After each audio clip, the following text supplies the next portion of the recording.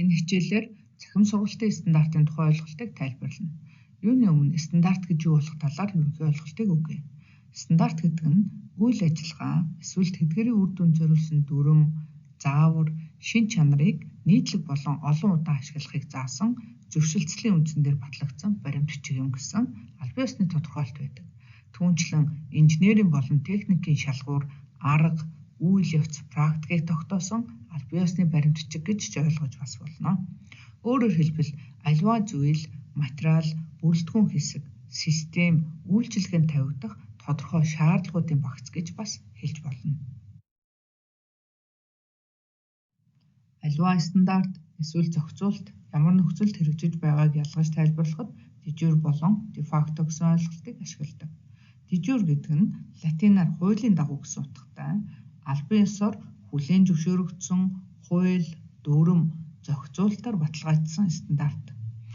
Засгийн газар, олон улсын байгууллага эсвэл холбогдох эрх бүхий байгууллага баталж нийтээр дагаж мөрдөхийг шаарддаг баримтчиг гэж ойлгож бас болно.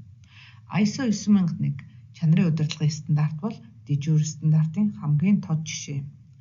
Харин дефакто гэдэг нь латинаар бодит байдал гэсэн утгатай хууль ёсоор баталгаажаагүй боловч бодит байдалд өргөн хэрэглэгддэг нийтээр хүлээн зөвшөөрөгдсөн стандарт юм. Хэрэглэгчийн сонголт, зах зээлийн давамгайлал эсвэл амьдралын хэрэглээнээс үүдэн тогтсон стандарт гэж ойлгож болно. PDF файлыг цахим баримт солилцоход ихэнх байгууллага ашигладаг. Тэгвэл энэ нь дефакто стандартын хамгийн тод жишээ гэж ойлгож. Цахим сургалтын стандарт нь цахим орчинд боловсрол сургалтын үйл ажиллагааг үр дүнтэй, чанартай зохион байгуулах, түүнд ашиглах материал, сургалт удирдах систем, үнэлгээний системийг нэгтгэж уялдуулах зорилгоор боловсруулсан дүрм, удирдамж, техникийн зааварчилгаа юм.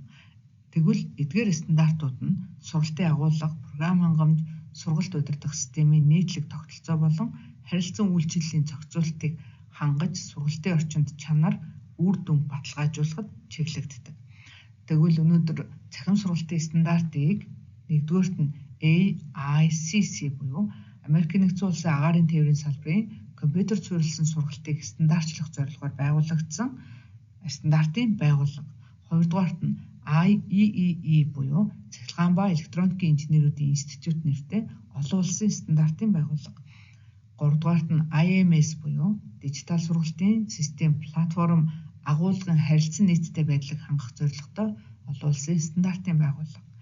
Дөрөвдүгээрт нь ADL буюу цахим сургалтын стандарт технологиудыг сайжруулах зорилгоор байгуулагдсан Америкийн нэгдсэн улсын стандартын байгууллагууд стандартыг боловсруулж.